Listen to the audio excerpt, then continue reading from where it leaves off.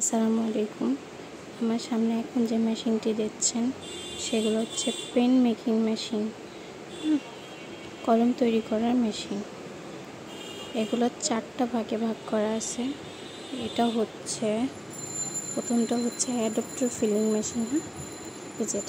এটা হচ্ছে adapter feeling machine. এটা হচ্ছে অ্যাডাপ্টার এখানে দিবে, এখান থেকে পুশ করতে হবে হ্যান্ডেল দিয়ে।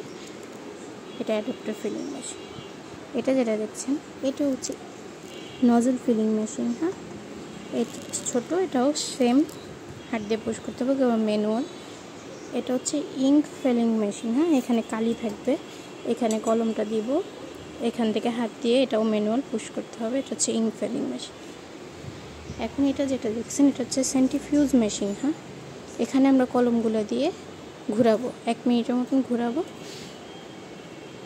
এইটা হচ্ছে পুরোটা একটা সেট আমাদের এই মেশিনে এসে পাবেন।